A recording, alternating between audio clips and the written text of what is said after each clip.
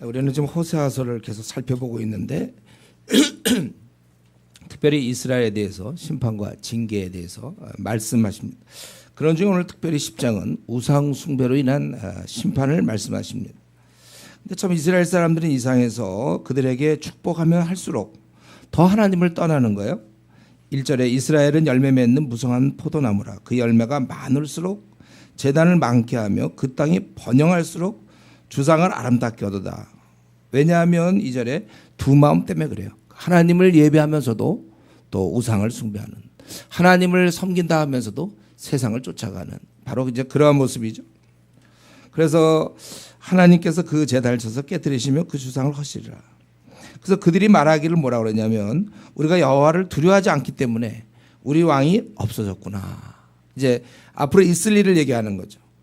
이렇게 자기들이 두 마음을 품고 제대로 하나님을 섬기지 않기 때문에 우리에게 왕이 없어졌구나. 또 왕이 있어봐야 또 뭐 하겠느냐. 즉 그들은 포로가 되고 있기 때문에 소용이 없다는 거예요. 이들은 이러함에도 불구하고 축복할수록 우상을 숭배한다는 거예요. 그래서 하나님께서 이들을 벌하시는데 거기 4절에 보면 이들은 헛된 말을 내며 거짓 맹세로 언약을 세운다. 항상 이 거짓을 우리가 조심해야 되죠. 너희는 너희 아비 마귀, 거짓의 아비 마귀에서 났고 아담 이후에 우리 모두는 다 이런 거짓됨이 있다는 거예요. 이들은 마찬가지로 거짓 맹세로 언약을 세우니까 그러니까 그 재판이 바디랑에서 돋는 독초 같으리라. 알곡을 기대하지만 쓴풀이 주어지는 아주 열매가 없는 것을 얘기하고 이런 우상 숭배로 말미암아 그들에게 오는 게 있고 떠나는 게 있죠. 보니까 그들은 두려움이 오는 거예요. 사마리아 주민이 벳 아웬의 송아지로 벳 아웬이라는 것은 베델의 별명이라고 그랬죠. 베델에는 금송아지가 있는 거예요. 이 북이스라엘에는. 그러니까 그 송아지로 말미암아 두려워할 것이라. 그러니까 우상 숭배를 하면 오히려 두려움이 오고 대신 떠나는 것은 바로 그 영광. 그 송아지는 아수르로 옮겨다가 예물로 야렙, 이 아수르의 대왕, 야렙이라는 것은 대왕인데 그 앞에 드릴 것이다. 그러니까 결국 이들이 포로로 잡혀가서 이 금송아지는 결국은 예물로 드려지게 될 거라는 거예요. 에브라임은 수치를 받을 것이요 이스라엘은 자기들의 계책을 부끄러워할 것이다. 어떤 계책이었습니까? 여로보암 때 예루살렘으로 갈까봐 백성들을 막기 위해서 제사 못 드리게 요 베델에다가 금송아지를 세웠죠. 그리고 단 북쪽에 단 남쪽에 베델 여기에 두 금송아지를 세웠어요. 그래서 그러한 정책을 부끄러워한다는 거예요. 이 정책으로 말미암아 남쪽 예루살렘으로 내려가는 것은 막았지만 대신 아수르로 끌려가는 것은 막지 못한 것입니다. 이뿐 아니라 왕도 멸망을 당한다. 왕도 아주 초라해지는 거죠. 거품과 물 위에 있는 거품 정도. 그들이 신뢰하던 왕은 물 위에 거품 정도 된다는 거예요. 초라해지는 거예요. 여기서 그 사마리아의 왕이라는 것은 이스라엘 북왕국 이스라엘의 수도가 사마리아이기 때문에 이건 북왕국을 얘기하는 것입니다. 거기 있는 왕도 망했고 그뿐 아니라 8절에 산당도 다 무너진다는 것입니다. 이스라엘의 죄 곧 아웬의 산당, 아웬은 아까 얘기한 베델입니다. 베델 파괴되어 가시와 찔레가 그 제단 위에 날 것이. 가시와 찔레가 난다는 건 그만큼 시간이 많이 걸렸다는 거예요. 그만큼 멸망의 시간이 길다는 것이죠. 그때 그들이 산도로 우리를 가리라 할 것이요 작은 산도로 우리 위에 무너지리라 하리라. 너무나 고통이 크니까 빨리 자기들이 그렇게 되기를 원한다. 울부짖는 거예요. 그런데 이런 심판은 분명히 오긴 오지만 지금 당장은 아니에요. 당장은 아니지만 반드시 온다는 것이죠. 그래서 거기 계속해서 얘기하기를 9절 이스라엘아 네가 기브아 시대로부터 범죄하더니 이건 아주 이스라엘의 대표적인 타락한 시대 기브아인들이 했던 그 모습 그리고 그때 그 첩이 죽으니까 12조각을 내서 보냈던 아주 그냥 폐악한 시대 그때 범죄하더니 지금까지 죄를 짓는구나. 그때는 전쟁에 의해서 베냐민 지파가 벌을 받았어요. 나머지 10지파는 그냥 징계 없이 잘 지냈습니다. 그러나 이제 그러니 지금까지 죄를 짓는 걸 볼 때 범죄한 자손에 대한 전쟁이 어찌 기브에서 일어나지 않겠는가. 지금까지 잘 지냈지만은 결국은 전쟁이 일어나서 그들은 고통을 받게 된다는 거예요. 그렇기 때문에 이들은 지금까지 잘 지냈지만 그러나 형벌이 없는 것은 아니에요. 잘 지낸다고 해서 벌을 안 받는 게 아니라 내가 원하는 때 하나님의 그때 그들을 징계하리니 그들이 두 가지죠. 이 두 가지라는 건 정확히 뭔지 우리가 여기서 알기는 어렵지만 문맥상으로 볼 때는 하나님을 떠난 것과 우상 숭배한 것 이걸로 볼 수 있어요. 그때는 만민이 모여서 그들을 치리라. 에브라임 마치 길들이 암소 같아서 곡식 밟기를 좋아하나. 곡식 밟는다는 것은 타작, 탈곡을 얘기하는 거예요. 기쁘고 생산적인 것이죠. 누구나 다 이걸 원해요. 그러나 내가 그의 아름다운 목에 멍에를 메우고 에브라임의 사람을 태우리니 얼마나 힘들겠습니까? 유다가 밭을 갈고 야곱이 흙덩어리를 깨뜨리라. 아주 힘든 일을 상징하는 거예요. 멍에를 메우고 밭 갈고 흙덩어리를 깨뜨려야 된다. 그러니까 이들이 자꾸 이렇게 우상숭배라고 죄를 범함에 대해서 하나님께서는 지금 당장은 아니지만 반드시 징계하시겠다.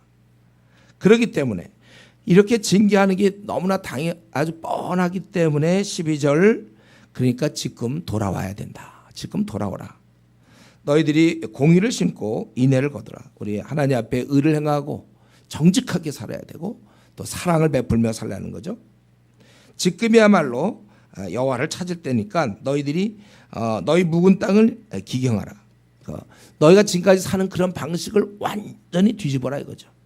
아주 완전히 뒤엎는 아주 근본적인 것을 얘기하는 거예요. 하나님 앞에 나올 때 이 죄된 생활을 한번 완전히 뒤집고 하나님 앞에 나오라.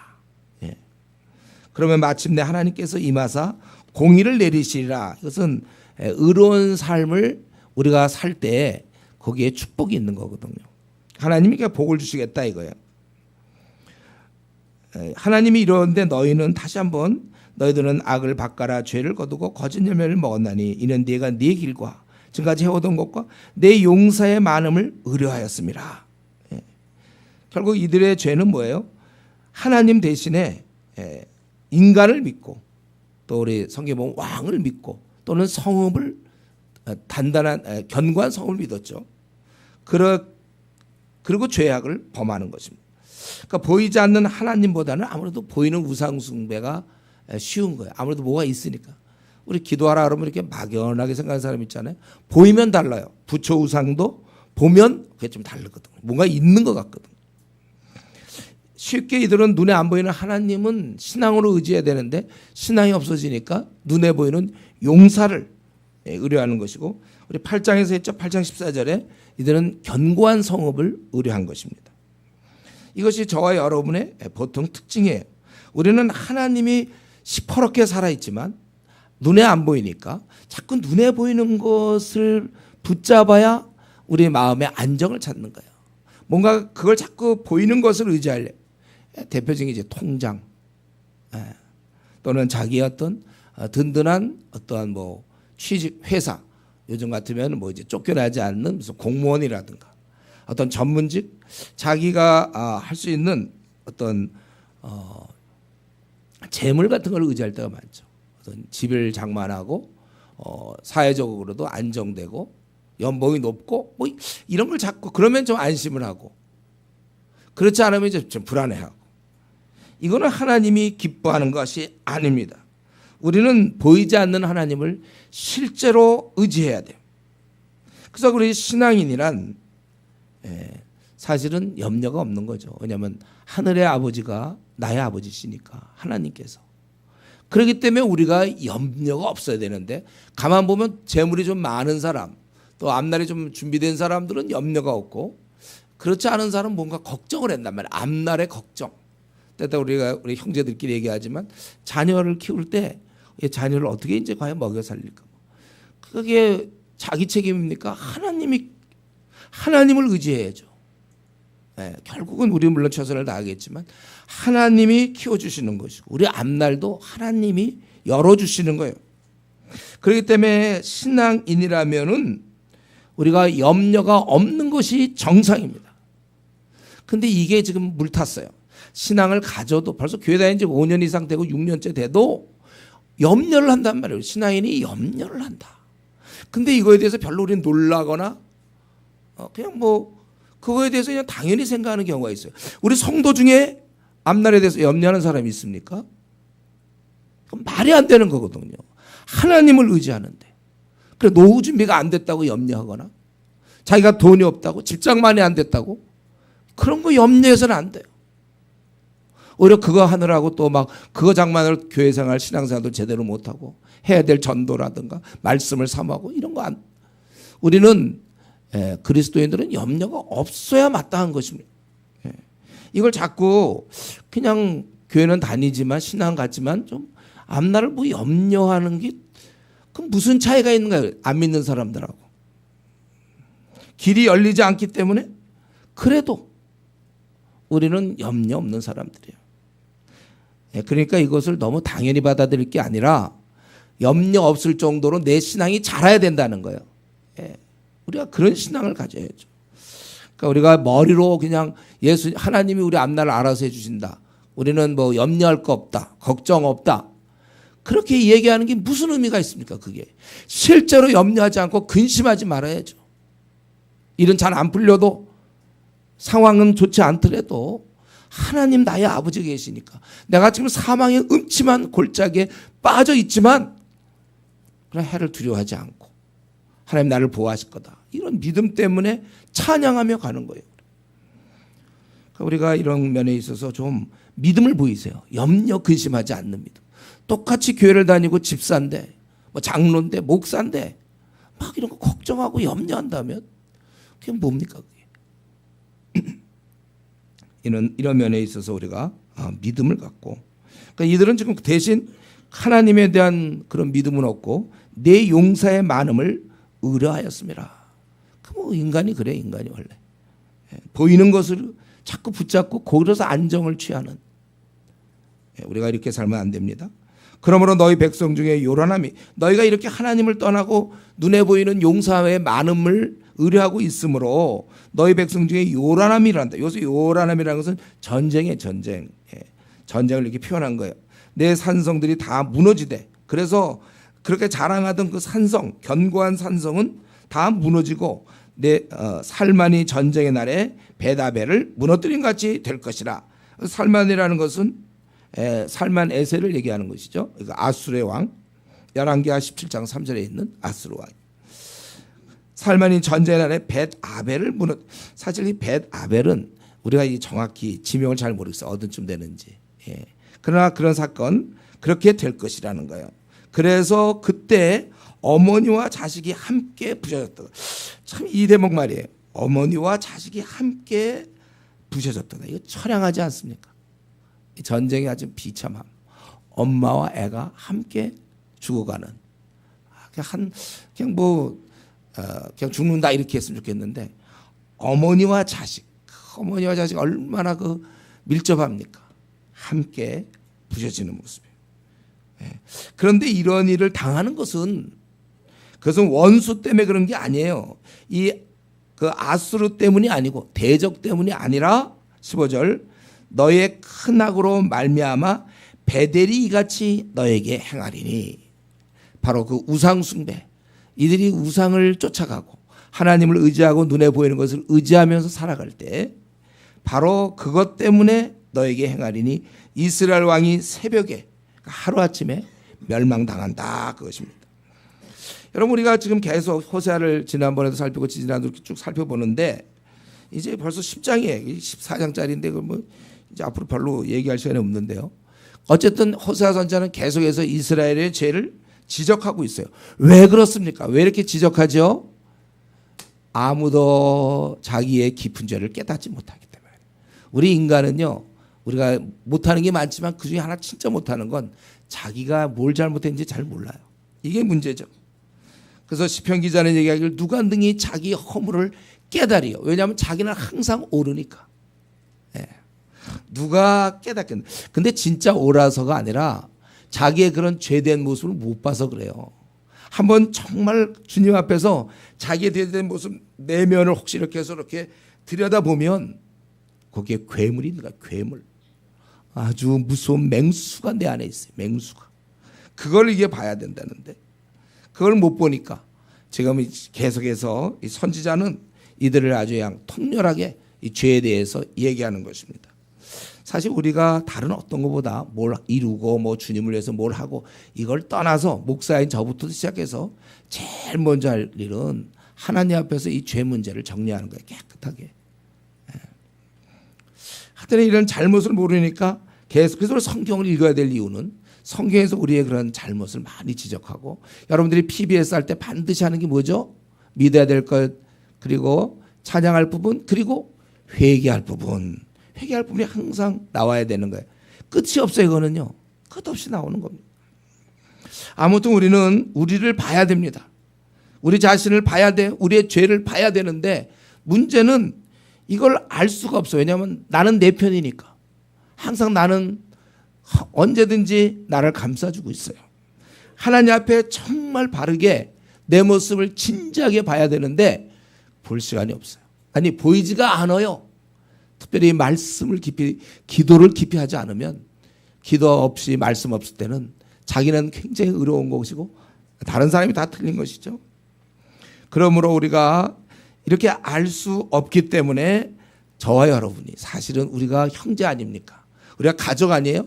그래서 우리가 알려줘야 되는 거예요. 근데 이 일은 굉장히 부담스럽지 않아요? 누구의 잘못을 얘기해 준다는 건. 그러니까 지적을 잘 안 하게 되는 거예요. 여러분 누가 아는 사람, 점잖은 사람인데 얘기하는데 고춧가루가 꼈다. 아주 점잖은 분인데. 그러면 고춧가루 꼈어 이렇게 얘기할 수 있습니까? 뭐 교수님이랑 뭐 대화한다든가 아니면 뭐 인사부장하고 얘기할 때 아이고 사장님 고춧가루, 부장님 고춧가루 꼈어요 이렇게 그런 거 잘 얘기할 수 있어요? 일반적으로 잘 얘기하기 어려워. 더구나 이거는 이제 그의 죄성을 얘기할 땐 넌 잘했냐 이제 보통 이거잖아요. 누군가의 죄성을 지적해 주는 건 대부분이 안 받아들여요. 어려운 문제예요. 그러니까 대부분 피하는 거죠. 그러니까 그러니까 정말 이 사람을 사랑한다면 그의 잘못된 점을 지적해서 그걸 고쳐야 되는데, 그러니까 부부 사이에는 누가 고춧가루 껴있으면 여보 고춧가루 껴요 이렇게 얘기해 줄 수 있잖아요.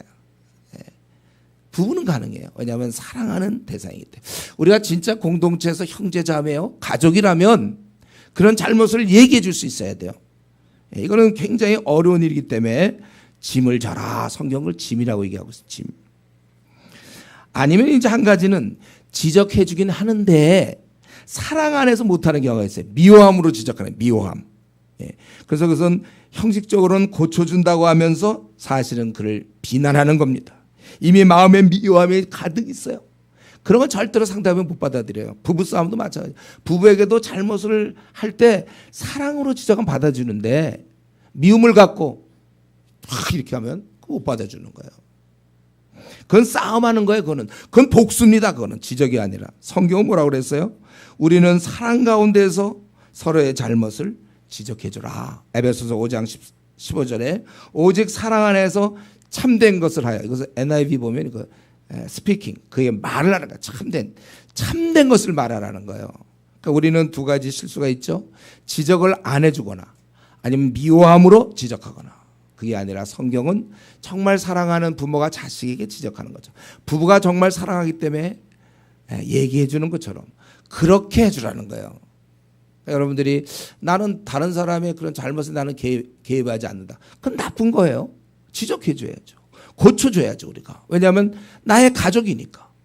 나의 형제 나의 자매요. 가정이니까 그가 잘못된 것을 얘기해 주되 다만 사랑으로 하라. 이걸 우리가 참 해야 되는데 대부분이 지적받을 때 지적받을 때 기분 좋은 사람이 있어요 우리 중에. 더운 날씨에 조심하세요. 우리가 내가 지적받을 때 난 기분이 좋다. 이상한 거 아니에요? 날씨가 좀. 그럼 좋을 수 없어요. 그러니까 그만큼 인격이 준비돼야죠. 지적받을 때 그걸 받을 정도로. 그렇기 때문에 우리가 잘 안 하는데 그래서 제일 좋은 거는요. 누구에게 지적받기보다는 혼자 깨달으면 정말 좋은데 아까 얘기했지만 우리는 잘 못 본단 말이에요. 그래서 바로 이 PBS가 중요한 거예요. PBS를 꾸준히 하는 사람들은 결국은 매 순간순간 우리가 적용의 5가지 중에 회개할 부분이 나오잖아요. 그때 다른 사람은 몰라요. 자기를 들여다보게 돼요. 하나님 앞에 자기를 들여다보면 이건 내가 둘러대고 있구나. 요거는 내가 이렇게 하고 있구나. 내 진심, 거짓된 내가 사람에겐 거짓말할 수 있어요. 둘러댈 수 있어요. 예. 그러나 하나님 앞에서는 자기의 본 마음을 속일 수는 없거든요. 그래서 회개가 이루어지는 거고, 그래서 사람이 돼가는 거예요. 그러니까 사실 제일 좋은 거는 꾸준히 PBS를 해야 되는데 이걸 숙제로 해갖고는 안 되죠. 토요일 날 밤에 그냥 극적극적해서 막 1시간 정도 해갖고 이제 모였을 때 해온 것처럼. 그게 뭐예요, 그게? 깊이 해서 자기랑 하나님 말씀과 부딪히는 게 PBS예요. PBS의 목적은 권수를 늘리는 것이 아니고 이 말씀과 내가 직접 한번 부딪혀야 돼요. 철저하게. 누가 뭐라고, 다른 사람이 아무도 날 지적해 줄 수가 없어요. 내가 안 받아들이니까. 그러나 하나님이 말씀하실 때 그땐 자기가 피할 수 없거든요. 그때 이제 우는 거예요. PBS 하면서 여러분 많이 우셔야 됩니다. 정상적이에요. PBS 하면서 울고. 참 내가 이렇게 추악한, 내 안에 이런 맹수가 있고 괴물이 있다는 걸 보면서 우리가 울어야 돼요. 그런데 지금 이렇게 계속해서 7장에서도 그렇고 8장도 그렇고 지금 9장 또 오늘 10장 계속해서 죄와 심판을 말씀하시는 것은 결국은 하나님의 의도가 있죠. 하나님을 찾으라는 거예요. 거기 12절에 보니까 지금이 곧 여호와를 찾을 때니. 우리에게 뭘 지적해줘야 우리가 올 거 아닙니까? 고칠 수 있고 돌아갈 수 있다는 거예요. 결국 우리가 알아야 될 것은요, 이 10장을 보면 막 그런 심판에 대한 얘기가 나오는 것 같지만 여기에 가만히 보면 하나님의 사랑, 하나님의 원하심이 있어요. 잘됨에, 우리의 잘됨. 그런데도 불구하고 하나님은 정말 우리가 잘 되기를 원합니다. 우리가 정말 평강 가운데, 기쁨 가운데, 정말 만족하게 행복 가운데 살기를 원하는데, 그런데도 우리가 힘들게 살고 우리가 이렇게 기쁨 없이 사는 것은 이 원수 대적 때문이 아니라, 이 아수르 때문이 아니라 15절에 있는 것처럼 베델 때문이다. 너희의 크나그로 말미암아 베델이 같이 너에게 행하는 것이다. 여러분, 이 말씀을 좀 약간 졸리울지 몰라도 이건 정말 잘 들어야 돼요. 우리가 내가 왜 이렇게 곤고한 삶을 살아가는가? 베델 때문이다. 이게 하나님의 진단이에요. 무서운 말씀이죠. 세상에서 이런 얘기 안 해요. 네가 지금 이렇게 공고하게 사냐면 뭐 환경이 어떻게 되고 뭐가 안 풀렸고 요번에 뭐 타이밍이 안 맞았고 아유 뭐 못된 친구를 만나서 뭐 돈을 날렸고 뭐 우리 막 그런 얘기 들을지 몰라요. 아니면 가정에서 뭐 어려움. 그게 아니고 남 탓하지 말고 상황을 불평하지 말고 실제로 내가 지금 곤고한 것은 너의 신앙 때문이다. 이렇게 말씀하는 거예요. 주님의 은혜 속에 있지 못하고 벌써 오래전에 주님의 은혜로부터 떨어져 나가서 세상을 바라보고 있기 때문이다. 그것입니다. 목자의 인도와 보호를 받지 못한 어린 양. 양은 목자의 인도를 받아서 가야 되는데 목자를 버렸어요. 그리고 홀로 가서 외롭게 세상을 힘들게 살아가는 중인 것입니다. 그러니까 사는 것이 기쁨도 없고 평안도 없고 피곤한 곤비한 인생이 된 것입니다. 이럴 때 다시 죄를 내고 지금이 여호와를 찾을 때다. 주님께 돌아와야 하는 것입니다. 주님이 분명히 그렇게 얘기했거든요. 너희가 수고하고 무거운 짐진 자들아 다 내게로 오라. 내가 너희를 쉬게 하리라. 참된 주님과 우리가 관계가 잘 된다면 참된 쉼과 평안과 만족이 있는 게 당연한 거예요. 바울 사도 같은 경우는 늘 만족했잖아요. 그에게 무슨 부정적인 게 있었습니까?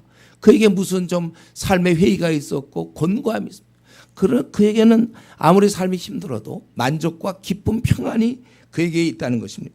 주님께서 이 말씀을 하신 이상 거짓말이 아니라면, 주님께 가면은 쉼이 있다면 참으로 수고하고 짐진 자들이 인생에서 참으로 주님께 나가면 평안을 누리고 기쁨을 누리는 게 이게 진짜 주님의 말씀이 사실이라면, 그렇다면 내가 지금 사는 게 재미가 없고 사는 게 평안이 없고 삶이 정말 지루하고 힘들다. 그렇다면 뭡니까? 어느새 어느 지점인지 모르지만 내가 주님으로부터 떨어져 나간 그런 시간이 있었고 지금 주님과 거리가 좀 떨어져 있다는 것입니다. 지금 제대로 내가 주님을 섬겼다면 상황은 꽝이라 할지라도 나는 깊은 평안을 누리고 있는 것이 정상이에요. 자꾸 다른 것을 핑계하지 마세요. 인정하세요. 너희의 크나그로 말미암아 베델이 이같이 너에게 행한 것이다. 평안이 없고 곤고한 삶, 정말 기쁨이 없고 쉽게 짜증이 나는 이 삶, 그것은 내가 이제 주님과의 관계에서 심각한 문제가 생겼구나. 그동안 이렇게 기도 생활 안 하더니만, 그동안 정말 형식적으로 PBS 하더니만, 정말 주님과 좀 만나는 시간이 참 없더니만, 그런 문제가 생겼다는 경고입니다. 목사부터 시작해서 우리 모두가 다 조심해야 돼요. 제발 좀 이제 너는 그만 기도의 자리로 좀 들어와라, 그 말씀이에요. 너 이제 자꾸 설치지 말고 골방으로 좀 들어가라, 그겁니다. 거기서 새로움이 있는 것이고 그 안에서 참된 평안과 인생의 길이 보이는 거예요. 주님께 조용히 우리는 나아가야 됩니다. 만약에 자기 집에 자기 방이 있다면 좀 저녁에 집에 들어가서 뭐 다른 거 하지 말고 TV 킬 것이 아니고 자기 방에 들어가서 불을 다 끄고 조용히 앉아서 1시간이고 이렇게 주님과 독대를 하면서, 참 오랫동안 내가 주님과 만나지 못했습니다. 분주했습니다. 내가 주님을 이제 주님 앞에서 좀 음성을 들어야 돼요. 자기의 모습을 비춰봐야 되는 것입니다. 그래서 자신에게 붙어있는 이 죄악과 이 죄악된 땅을 지나다 보면 어느새 자기도 모르게 오염된단 말이에요. 이런 욕심들, 이걸 다 씻어내야 돼요. 세상을 향한 자랑, 이생의 자랑, 안목의 정욕들, 세상을 향한 욕심을 다 내려놓게 되고, 그리고 첫사랑을 회복하게 되는 겁니다. 이것만이 우리가 다시 평안, 다시 기쁨, 다시 생의 만족을 누릴 수 있는 유일한 길임을 우리가 알아야 되는 것입니다. 지금까지 이제 11장에 들어서면서 주로 이스라엘의 죄와 우상 숭배들을 우리가 쭉 호세아를 보면 지적한 편인데, 이 11장은 아주 좀 특이하게 직접 하나님께서 이스라엘의 아버지 되심을, 아주 11장은 좀 독특한 장인데요, 그거를 이제 말씀하시는 것입니다. 핵심이 뭐냐면 이스라엘은 절대로 안 돌아온다는 거예요. 아주 안 돌아와요, 이스라엘은. 거기 7절까지 그 내용이죠. 이스라엘이 어렸을 때, 아무 힘도 없을 때 내 사랑하여 내 아들을 애굽에서 불러냈거든. 이 말이 그냥 불러낸 거지 이게 뭡니까? 하나님이 다 하셔서 그들이 10가지 재앙과 당대 최강의 이집트에서 그들을 속박에서 벗어나게 하고 홍해를 건너게 하고 막 이런, 하나님께서 그들에게 얼마나 은혜를 베풀었는지 몰라요. 그런데 선지자들이 그들을 부를수록 그들은 뭐라고 써 있어요? 점점 멀리하고 있다. 부를수록 왜 멀리하는지 몰라. 그리고 누구한테 가까이 가냐면 바알들에게 제사하여 아로새긴 우상 앞에 분향하였느라. 그러나 내가 에브라임은, 그런데 이 에브라임은 누구냐? 내가 걸음을 지도하고 내 팔로 안았음 혹은 무등을 태웠음, 이런 표현인데, 내가 그들을 고치는지는 그들은 알지 못하는도다. 내가 이렇게 사랑을 베풀고 또 4절에 있는 것처럼 멍에를 벗기고 또 먹을 것을 내가 공급했어요. 저와 여러분이 지금까지 먹고 사는 거 하나님이 다 주신 겁니다. 그런데 오히려 하나님이 주면 줄수록, 아까 10장 1절에서도 열매가 많을수록 제단을 쌓아요. 하나님이 그에게 재물을 많이 주니까 교회를 잘 안 다녀요. 신앙 기도를 안 해요. 재물 갖고 여행 다녀야 되니까. 이 재물 쓰느라고, 그리고 별로 의지 안 해도 먹고 살만 하니까.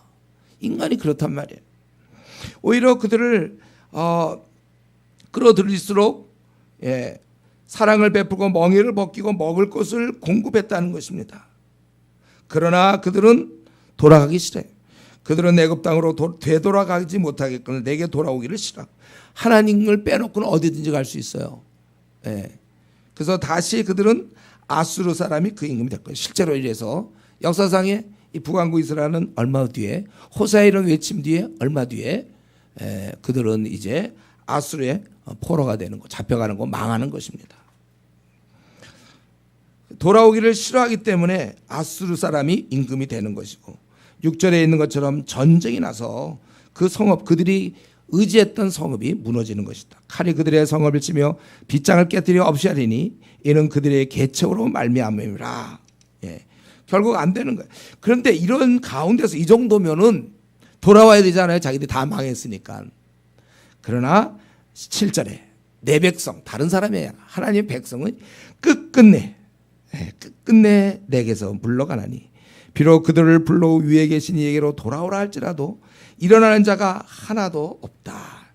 안 된다는 거예요. 인간은 안 돼. 자, 그럼 한번 우리 여기서 생각해 봅시다. 이제 하나님의 입장에서 그들을 깨닫게 하고 그들을 자꾸 이렇게 해도 이들은 안 돌아와. 말 안 듣고 우상숭배. 그래서 드디어 하나님이 약속한 대로 벌을 내렸어요. 징계를 내렸습니다. 그랬더니 원래 각본은 어떻게 돼요? 그랬더니 이제 깨닫고 돌아왔다 이래야 되는데 그래도 끝끝내 안 돌아와. 그럴 때 어떻게 하겠냐 이거죠. 그럴 때 어떻게 하시겠어요? 여러분이 하나님이라면 어떻게 하겠는가? 8절부터 11절까지. 이때 이제 끝끝내 안 돌아. 이제 끝장이에요. 갈 때까지 다 갔어요. 예? 그러니까 예를 들면 중2가 말 되게 안 듣고 막 죄를 짓고 다 해서 그냥 갈 때까지 다 갔어. 근데도 부모님께 안 돌아. 네, 그거. 이럴 때 그러면 어떻게 되냐 부모님은 8절에 에브라임이여 내가 어찌 너를 놓겠느냐 이스라엘이여 내가 어찌 너를 버리겠느냐. 지금 이 아수르의 포로로 잡혀가고 막 그래도 내가 어찌 너를 아드마같이 놓겠느냐 어찌 너를 스보임같이 두겠느냐. 여기서 아드마와 스보임이라는 것은 사해 내륙에 이제 위치한 도시입니다. 창세기 14장에 나오죠. 이것은 소돔과 고모라의 이웃 도시로 그때 소돔과 고모라만 멸망당한 게 아니라 이 아드마와 스보임이 함께 멸망당했습니다. 신명기 29장 23절에 보면 이 아드마 스보임이 멸망당했다고 그랬어요. 그러니까 내가 너희들을 끝까지 그렇게 두겠느냐. 그게 아니죠. 내 마음이 내 속에서 돌이키어 나의 궁일이 온전히 불붙듯 하도다. 내 속에서 이제 마음의 변동이 생기는 거예요. 돌이키어라는 것은 그 진노가 지속적이지 않은 것입니다. 그래서 이제 궁일이 불붙듯하여 내가 나의 맹렬한 진노를 나타내지 아니하며 내가 다시는 에브라임을 멸하지 아니하리니. 멸하지 않겠다는 거예요. 이제 이렇게 못되게 구는데 마지막 순간에는 항복을 누가 하냐면 하나님이 항복하는 거예요. 인간들한테. 내가 졌다 니들한테. 내가 졌어 도저히. 인간들 안 돼. 저렇게 나가는데 안 돼. 이는 사람이라면 이때 어떻게 합니까? 관계를 끊어버리는 거죠. 너는 다시는 안 보겠다. 보통 그러는 거예요. 자기가 이렇게 되면. 그러나 이는 내가 하나님이요 사람이 아님이라. 그렇게 말을 안 듣고 그렇게 못되게 굴면 굴다가 나중에 보면 관계 끊자. 뭐 그런 거 많잖아요. 사람들. 이혼도 그런 거 아닌가? 이혼하는 거. 가다가 안 되면 뭐 우리는 부부래도 그만 보자. 가족 간에도 의절하자. 뭐 이런 거잖아요. 회사에서도 그렇게 끊어버리고. 하다가 다 사람은 더 이상은 안 돼. 참을 수가 없어요. 더는 안 돼. 그러나 나는 하나님이다. 사람이라면 용서를 못하지만 그럼에도 불구하고 나는 용서한다. 사람이 아니라 내 가운데 있는 거룩한 이니 진노함으로 내게 임하지 아니하겠다. 그래서 어떻게 하시겠는가? 다 끝난 그들을 또 불러 모으겠다는 거예요. 그들은 사자처럼 소리를 내시는 여호와를 따를 것이다. 사자처럼 소리 낸다는 것은 이제 분명한 거예요. 분명하게 다 알아들을 수 있도록. 여호와께서 소리를 내시면 자손들이 서쪽에서부터 떨며 오되 그들은 애굽에서부터 새같이 아스로부터 비둘기같이 떨며 오리니. 여기서 새라든가 비둘기는 이 귀소 본능이 강한 겁니다. 그렇게 오리니 내가 그들을 그들의 집에 머물게 하리라. 나 여호와의 말이니라. 그러니까 우리 본문을 보니까 11장 본문 아주 좀 독특한 본문이죠. 하나님이 우리 인간한테 지는 모습이에요. 하다 안 되니까. 그러나 부모가 자식을 버릴 수는 없잖아요. 마지막 순간에. 그거예요. 그러니까 하나님의 입장에서 뭐냐면 어떻게 하든지 좀 우리를 사랑할까. 그게 하나님의 고민이라면 우리는 어떻게 하면 하나님을 멀리할까. 예. 거기 7절에 있는 것처럼 끝끝내 아주 그냥 끝까지 멀리하려고 그래요. 이게 우리 저와 여러분의 모습입니다. 기회만 되면 하나님을 떠나고 틈만 나면 세상에 빠지는 이것이 우리의 아주 본능의 본성, 우리의 본성, 우리의 존재입니다. 늘 항상 세상과 친하려는 마음이 있어요. 세상을 사랑하려는 마음이 있습니다. 아무도 이런 경향에서 벗어날 자가 없어요. 저와 여러분 절대로 우리가 세상을 사랑하는 것 벗어날 수 없습니다. 세상과 짝대는 것은 따로 시간을 내어서 뭐 연구하거나 노력하거나 고민하거나 이걸 위해서 따로 금식 기도할 필요가 없어요. 세상과 짝하기 위해서는 저절로 되는 거예요. 저절로 돼요. 하여튼 그래서 우리는 기회가 되고 약간 이유만 있으면 하나님을 멀리하려고 하는 것입니다. 그러니까 대표적인 게 바쁘다, 피곤하다, 일이 많다. 한 이 정도면 충분해요. 내가 경건의 생활 안 하는 거, 내가 성경을 안 읽고 기도 생활 안 하는 거, 한 요 세 가지. 바쁘다, 피곤하다, 일이 많다 정도면 그 정도면 우리는 어느새 성경을 안 보려고 기도를 등한히 하는 거예요. 어느새 하나님과 약속한 그 기도 시간 있잖아요. 일정한 기도 시간. 그거는 이미 제끼는 거예요. 왜냐하면 바쁘니까. 그게 자격이 이유가 되는 거예요. 근데 제가 얘기했죠. 아무리 바빠도 우리 병원에 레지던트 인턴하고 그럴 때 막 3시간 반씩밖에 못 자는데 얼마나 피곤해서 막 성경을 어떻게 봐요? 기도는 막 너무나 피곤해. 밤만 만나면 피곤 막 돌아가시겠어. 그런데도 데이트를 해요. 새로운 자매를 만나고 새로운 형제를 만나서 어떻게 다 기술이야 기술. 그 바쁜 중에 불가능인데 그래도 또 누구는 만나 새롭게. 그 입의 얘기를 들어보면 그 불가능이야. 그가 누구를 만난다는 건 환자 외에는 만나기도 어려운데 또 어떻게 또 데이트를 하고 있어요. 아무리 바빠도요. 그때 막 바빠서 성경 못했는데도 그 월드컵 할 땐 다 보더라고요. 월드컵. 그 시간이 안 나오거든요.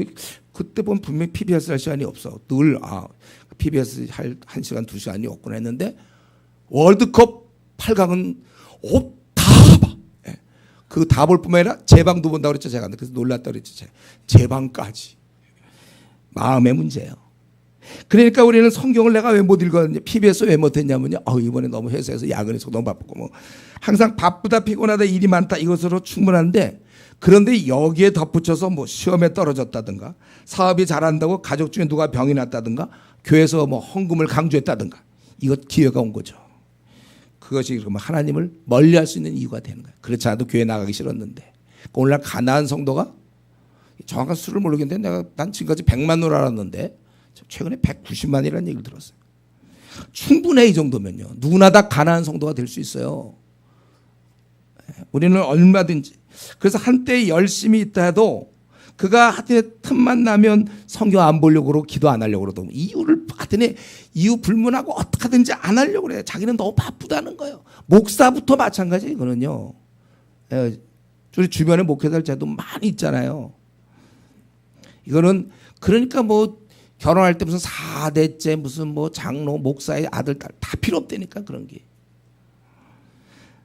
청년부 회장 출신 그런 건 다 소용없어. 인간이 얼마나 괴물이고 얼마나 맹수인지 우리 안에 잔뜩 있기 때문에 한때 열심히 있다도 얼마든지 신앙적으로 게으르고 주님 향한 뜨거움을 잃으면서도 그러면서도 여전히 간사일을 할 수 있고 목사일을 할 수 있고 조장일을 할 수 있다는 거예요. 집사일을 할 수 있다는 거예요.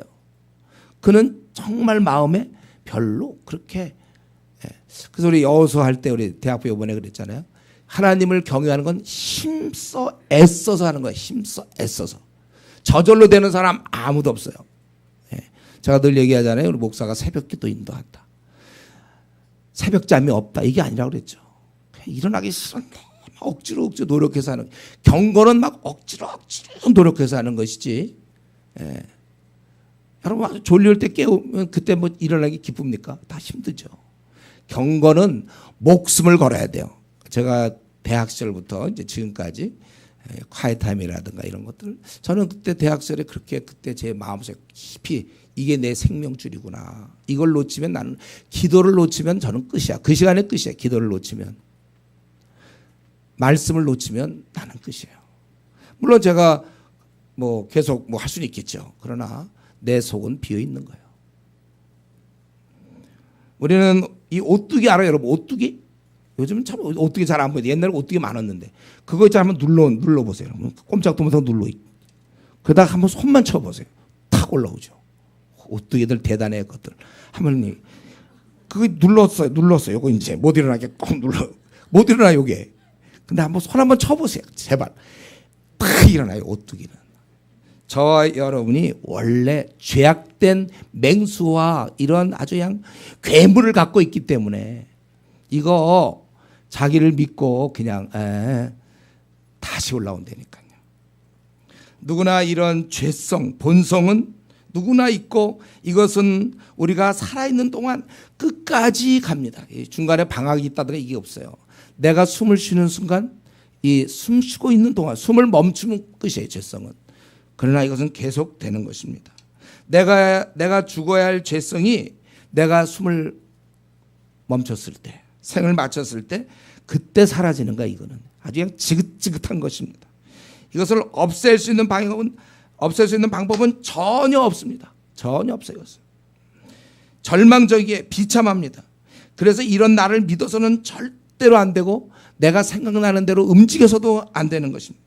자신의 원함을 들어주면 안 된다. 이게 바울사도의 가르침이죠. 로마서 6장 12절에 있죠.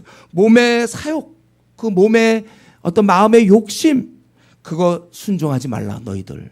마음에 원하는 거 그거 순종하지 말고 죄에게 너희들 내어주지 말고 오직 죽었다 산 자같이 자신을 하나님께 의의 무기로 드려라. 그렇게 된 것입니다. 그러니까 절대로 안 돼 우리는. 근데 이제 다만 한 가지가 있죠. 다만 한 가지. 이 죄성과 이 괴물과 이 맹수를 우리는 없앨 수는 없는데 다만 누를 수는 있는 거예요.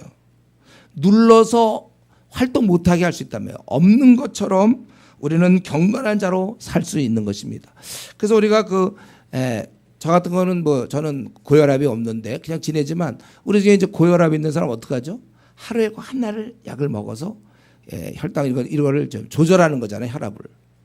그래서 고혈압이 없는 사람과 같이 그도 혈압을 조절해서 살 수가 있는 거예요.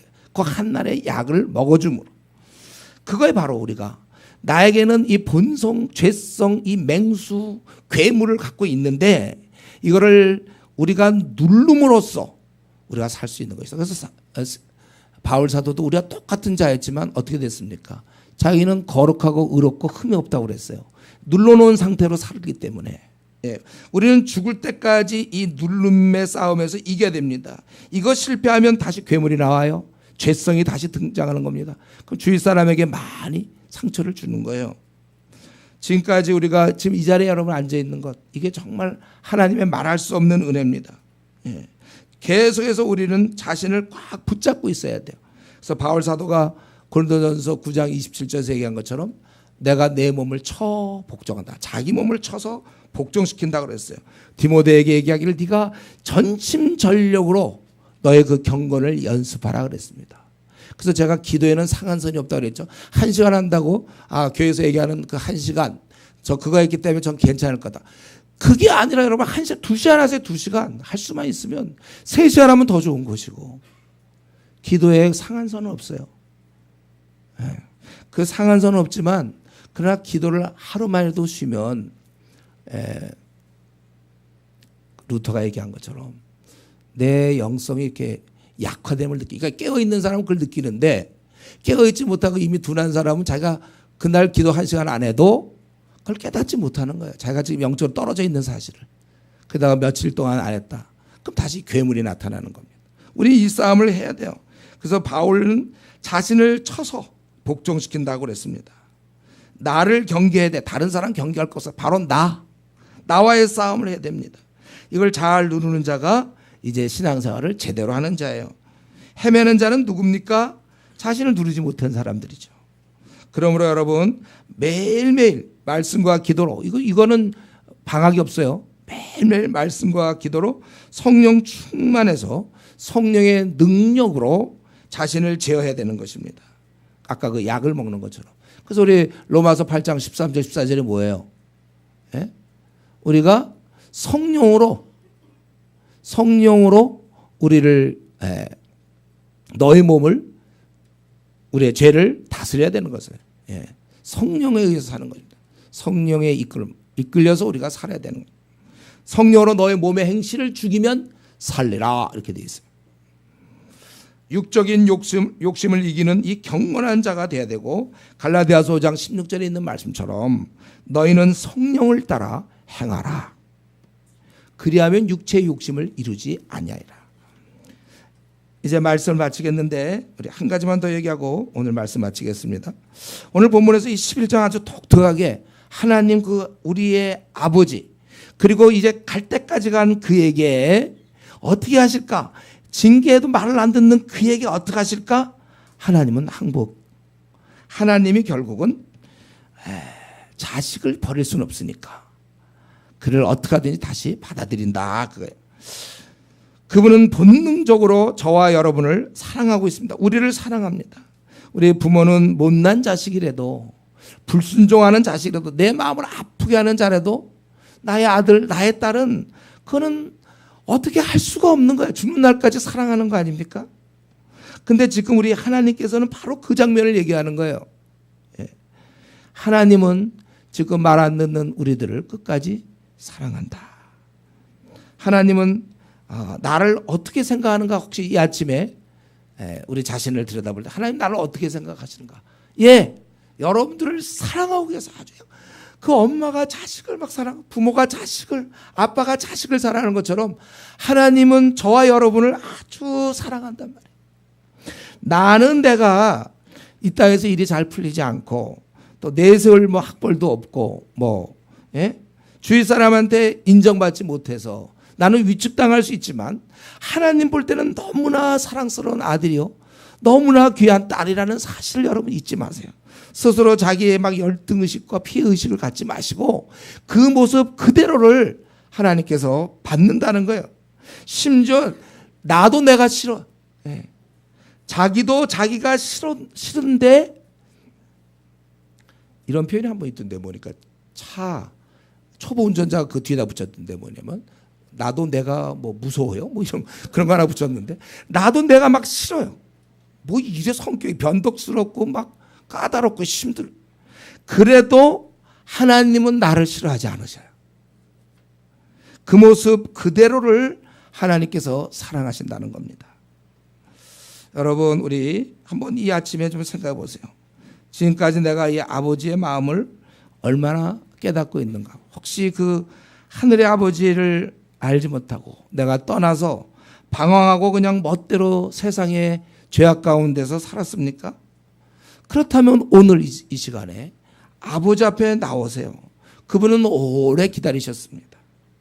이제 우리가 그만 기다리게 해야 되지 않아요? 그만 마음을 좀 아프게 하고 이제 우리는 좀 나가야 됩니다. 하나님, 우리 나가서 기도하세요. 하나님, 저는 그동안 너무 못 살았습니다. 제가 바쁘다, 힘들다, 피곤하다는 이유로 하나님을 제껴놓고 나는 나대로만 밤낮 뛰었습니다. 이게 오늘 보니까 이게 바로 죄된 본성이고, 그러다 보니까 저는 너무 늦었습니다. 지금까지 어떻게 보면 바보처럼 살았습니다.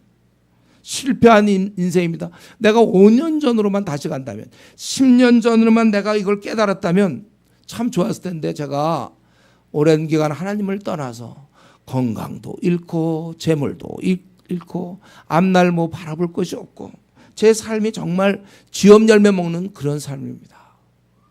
나는 그래서 아버지께 내가 나갈 수 없어. 혹시 우리 중에 이런 생각을 한다면 그건 절대로 아니에요. 언제나 하나님은 오늘이라도 그가 지금까지 우리가 멋대로 살고 하나님을 참 마음을 아프게 했다 할지라도 오늘 다시 지금 하나님께 나아가면 되는 것입니다. 하늘아버지는 나를 사랑하셔서 오늘부터 다시 내 삶을 다시 디자인하시고 축복하시는 겁니다. 더 큰 은혜를 주세요. 다 망가진 인생이라고 생각합니까? 그래도 하나님께 나오는 순간 반전이 이루어지는 거예요. 이뿐 아니라 오히려 하나님은 그에게 더 큰 은혜를 베풀지 몰라요. 그동안 잘 지냈던 자보다 너무나, 우리 둘째 탕자의 비유가 그거 아닙니까? 탕자가 돌아올 때 더 우리에게 은혜를 주시는 분입니다. 그렇기 때문에 지금까지 혹시 하나님과 좀 대척점에 섰고 하나님과 좀 마음에 멀리 하려던 마음이 있었다면 오늘 이 아침에 우리 나를 기다리시는 하늘 아버지 앞에 내 모든 문제를 아뢰고 뚜벅뚜벅 걸어나가는 우리 성도님 되기를 바랍니다. 이제 우리 같이 한번 통성으로 기도할 때 하나님, 제가 그동안 참 하나님 없이 많이 지냈습니다. 내 안에 있는 이 본능, 이 죄성, 이 괴물, 어떡하지? 틈만 나면 하나님과의 관계를 좀 멀리하려고 했는데 주여 나를 용서하시고 이제 이후로 다시 나는 기도 시간 하나님과의 만남을 나는 세상에 그 어떤 거에서 미루지 않겠고 나는 정말 이제 기도하고 내 자신을 들여다보겠으며 나 요즘 사실 기쁨이 없고 평안이 없고 인생이 이렇게 곤고하고 재미가 없는지 모르겠습니다. 내 신경은 날카로워져 있습니다. 주여 당신이 정말 수고하고 무거운 짐진 자들아 다 내게로 오라 하는 그 말씀 내가 믿고 나갑니다. 나에게 참된 안식을 주시고 그래서 내가 이제 이후로는 지금까지 어떻게 살았든지 간에 평안과 기쁨과 활기에 넘치는 것, 주위 사람을 격려하고 도전하며 기쁨을 주고 비전에 따라 움직이고 만족, 생의 만족과 그렇게 내가 살기를 원합니다. 한 번뿐 인생 내가 다시 주여 나를 받아주셔서 새롭게 살게 해 주십시오. 우리 이 시간 같이 한 목소리로 기도하겠습니다.